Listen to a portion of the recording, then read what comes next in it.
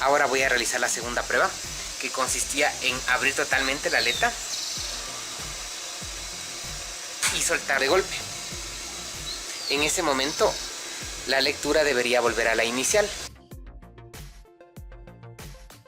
Este video forma parte de la serie acerca del funcionamiento de los sensores que tengo en mi canal.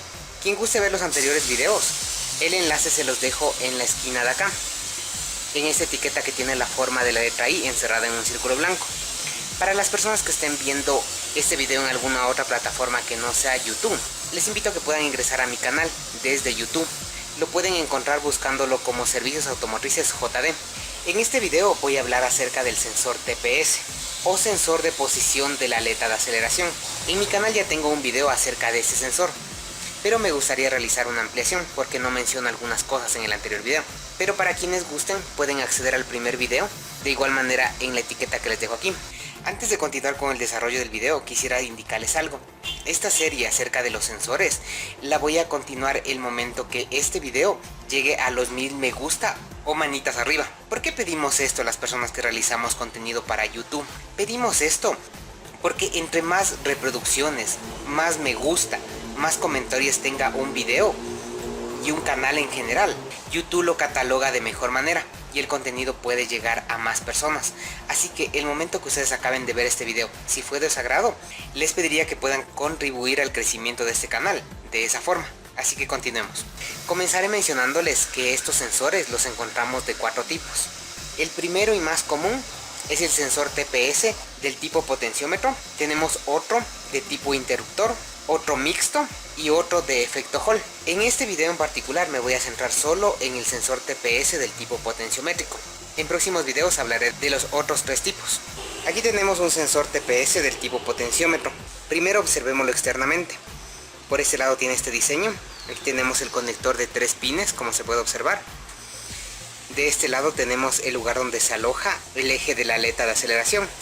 Así que en este momento lo que voy a hacer es abrir ese TPS para que puedan observar los componentes que tiene internamente. Aquí tengo ya el sensor TPS desarmado y podemos observar sus partes internas. Aquí tenemos un circuito flexible con las pistas resistivas. Este elemento de acá que se conoce con el nombre de rascador, que es el contacto móvil en la resistencia variable.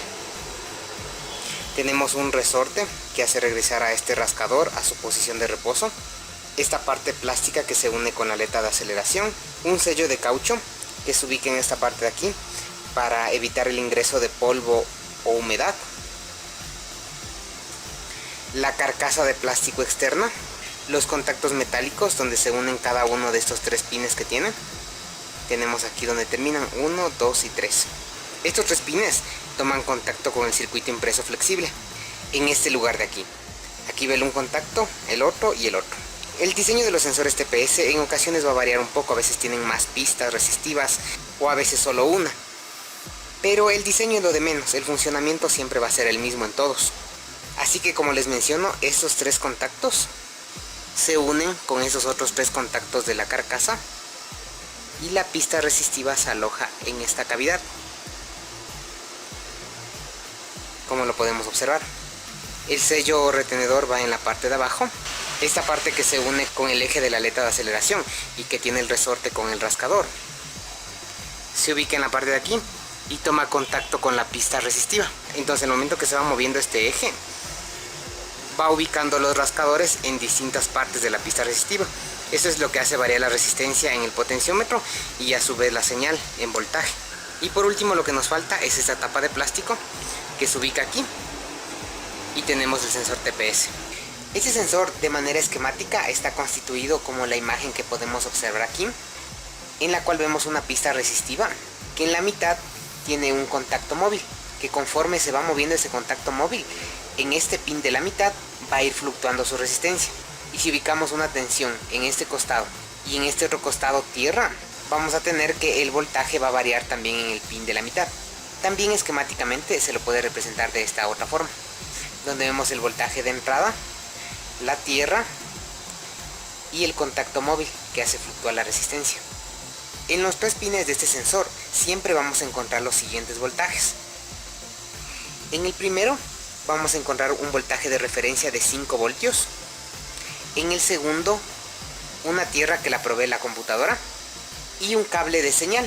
Antes de pasar a medir estos voltajes, quisiera hablarles un poco acerca de la señal. En términos generales, con el motor apagado y el switch de encendido en la posición de on, el voltaje de señal se debería encontrar entre un rango de 0.25 voltios hasta 1.2 voltios. Esto de manera muy general para abarcar la mayor cantidad de marcas. Mencionemos algunos casos específicos. Por ejemplo, voltajes bastante bajos lo vamos a encontrar en la línea de Hyundai y Kia, que encontramos voltajes que suelen oscilar entre los 0.25 a los 0.45 voltios. Por ejemplo, en la línea Suzuki, específicamente en los Vitara y en algunos Volkswagen, encontramos voltajes que van desde los 0.6 voltios a los 0.8 voltios. En Ford encontramos una medida un poco mayor. Encontramos voltajes desde 0.9 voltios hasta ocasiones de 1.2 voltios. Y en el resto, en la mayoría de marcas, vamos a tener un voltaje de 0.4 a 0.6 voltios. Esto, como repito, con el motor apagado, el switch de encendido en la posición de on y la aleta totalmente cerrada. En cambio, el rango general con la aleta totalmente abierta está entre los 3.5 voltios hasta los 4.8 voltios de manera general. La ubicación de este sensor siempre va a ser en contacto con la aleta de aceleración. Este es un vehículo AVEO activo y en este lo encontramos en la parte de aquí. Aquí es el sensor TPS. Tengo el switch de encendido en la posición de on y aquí tengo el conector del sensor TPS desacoplado. Tengo el multímetro en la escala de 20 voltios de corriente continua. La punta negra está colocado al borde negativo de la batería y con la punta roja voy a ir viendo los voltajes que tengo en el conector desacoplado. En el primer pin tengo un voltaje de 5.3 voltios. En el otro pin tengo una lectura de 0 y en este último pin tengo un voltaje de 0.2 voltios. De esta medición podemos sacar las siguientes conclusiones. Este primer voltaje de 5.02 vendría a ser el voltaje de alimentación, pero tengo dos voltajes muy similares a tierra que se podrían confundir. ¿Qué podría hacer yo para determinar qué cable es el cable de tierra y cuál el de señal? Ya que los dos tienen un voltaje muy similar, el uno de 0 y el otro de 0,02. En otros casos, por ejemplo, también nos podemos encontrar que existen dos pines con un voltaje muy similar a los 5 voltios. Deberíamos averiguar cuál de los dos es el cable de referencia de 5 voltios y el cable de señal. Existe una técnica muy sencilla pero muy eficaz para poder determinar esto de manera inequívoca. Lo que se requiere es hacer lo siguiente. En los cables que tenemos dudas, vamos a tomar la medida y mientras estamos tomando la medida vamos a tocar la punta del multímetro con la una mano y con la otra mano vamos a tocar el borde positivo o negativo de la batería. Si tenemos alguna fluctuación, significaría que no es un voltaje estable, no es ni tierra ni tampoco un voltaje de alimentación, sino que es el cable por donde se envía la señal. Por ejemplo, hagámoslo en este momento. Toco el polo negativo de la batería, no sucede absolutamente nada. Toco el polo positivo de la batería y tampoco ocurre absolutamente nada, indicándonos que este es un voltaje de tierra estable. Así que pasémonos al otro pin donde tenemos un voltaje de 0.2 voltios y de igual manera debemos con la una mano tocar la punta del multímetro y con la otra mano acercarlo a uno de los bornes de la batería. Tocando el borne negativo vemos que existe una fluctuación. Ahora la medida es de 0.06 voltios. Ahora voy a tocar el polo positivo de la batería y en cambio se puede observar que el voltaje cambia totalmente hasta 5.65 voltios. Es un cambio bastante evidente. Si retiro mi mano, el voltaje vuelve a la lectura inicial. Aparte de ser muy eficaz, esta técnica es extremadamente segura, porque lo que estamos haciendo es utilizar la resistencia de nuestro cuerpo, que es altísima, para provocar fluctuaciones en la señal, y de esta manera podemos identificar inequívocamente qué cable corresponde a qué cosa. Ahora voy a volver a realizar las mismas mediciones con el conector acoplado. Ahora ya tengo el conector acoplado y voy a proceder a tomar nuevamente las medidas. aunque nosotros previamente ya sabemos que el cable blanco es el cable de señal, el cable azul es el de tierra y el morado es el voltaje de referencia de 5 voltios. Antes de volver a tomar esta medida, ¿qué voltajes deberíamos encontrar? El cable de señal de referencia de 5 voltios no debe fluctuar en lo absoluto. De igual manera el cable de tierra. En el único cable que vamos a tener una variación es en el cable blanco, en el cable de señal, porque en este momento ya se encuentra midiendo la resistencia de la pista. Vamos con el primer cable, el de voltaje de referencia de 5 voltios. Vemos que la medida se mantiene en 5.3 voltios. En el cable azul seguimos manteniendo una lectura de 0 voltios, que vendría a ser tierra. Y en el cable blanco de señal ahora tenemos un voltaje de 0.6 voltios, que encaja perfectamente en la referencia que les acabo de indicar. Ahora centrémonos exclusivamente en el cable de señal y en las pruebas que podemos realizar a este sensor.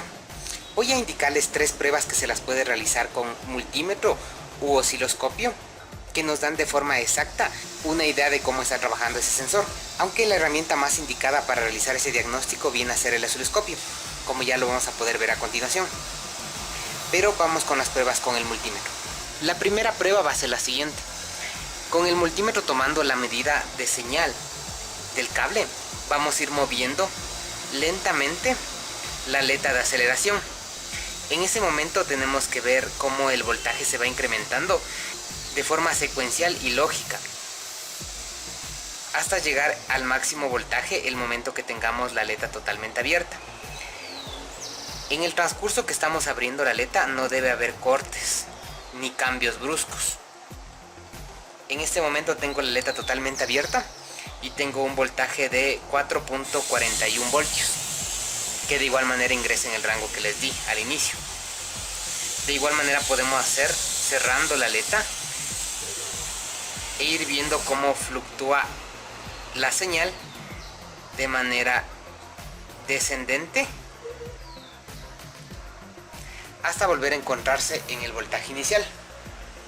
Vamos con la segunda prueba. Consiste en tomar la medida inicial de la aleta totalmente cerrada, que en este caso es de 0.6 voltios, y abrir totalmente la aleta. El momento que tenemos abierta totalmente la aleta, la vamos a cerrar bruscamente y el voltaje debe regresar exactamente a la medida inicial. En el caso de que tengamos algún defecto en este sensor, el voltaje suele quedar fluctuando o va a cambiar. Voy a hacerlo otra vez. Y la medida regresa al mismo voltaje. Y la tercera prueba que podemos realizar es que con un objeto metálico vamos a ir golpeando los contornos de donde se encuentra el sensor. En el caso de que hubiera un desperfecto en el mismo, vamos a ver que hay oscilaciones en la medida de señal. Y en el caso de que esté correctamente el sensor, no vamos a ver ninguna oscilación. O puede haber una oscilación que no debería superar las centésimas. Lo vamos a hacer de esta manera. Y como se puede observar, no existe ninguna fluctuación. Como les repito, en sensores que se encuentran en mal estado, ya con esta prueba se puede evidenciar rápidamente que la medida comienza a fluctuar o cambia, indicándonos que el sensor se encuentra en mal estado. Lo mismo podemos hacer mientras lo seguimos golpeando, ir abriendo la aleta y mantenerla en una abertura y golpear en ese momento, y la lectura no debería fluctuar. Abrimos un poco más la aleta, estabilizamos la apertura y golpeamos y no debería haber una fluctuación. ¿Dónde principalmente debemos centrar nuestro diagnóstico? Lo más común en este tipo de sensores es que se desgaste en exceso la parte inicial de la pista, ya que esta va a ser la de mayor constante fricción de los rascadores, ya que el momento que nosotros prendemos el auto, el vehículo en relantí se va a encontrar en la parte inicial. Si nosotros alcanzamos los 10 km por hora, vamos a abrir nada más un poco la aleta y se va a encontrar en esta parte inicial todavía, en los 20, en los 30, hasta los 50 km por hora, dependiendo de la marcha en la que nos encontremos.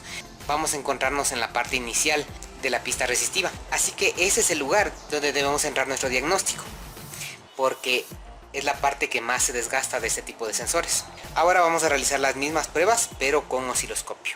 Antes de nada voy a calibrar el osciloscopio. Como es una señal que no va a superar los 5 voltios, voy a ubicar en este rango el voltaje. Y como es un sensor analógico, voy a requerir un tiempo bastante amplio. Lo vamos a ubicar a 10 segundos. Y en este momento la punta del osciloscopio se encuentra tomando ya la lectura del cable de señal del sensor, que como se puede observar es como lo vimos en el multímetro, 0.6 voltios. Ahora vamos a volver a realizar la misma primera prueba, que consiste en ir moviendo lentamente la aleta de aceleración, y debemos ver cómo la señal es secuencial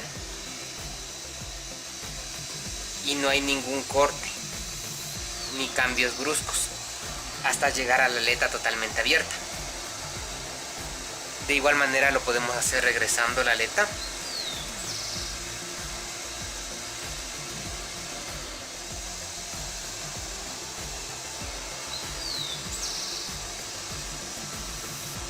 Hasta que vuelva a la aleta totalmente cerrada. Y debemos tener una imagen similar a esta, en un sensor en buen estado.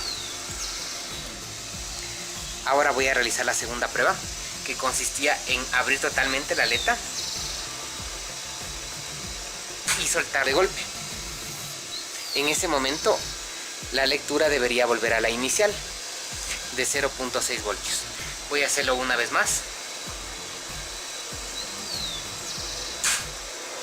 Y la última prueba, que como les mencioné, es que con un objeto metálico vamos a ir tocando los contornos, vamos a ir golpeando los contornos del sensor, y la lectura de la señal se debería mantener tal cual, no debería haber mayores fluctuaciones.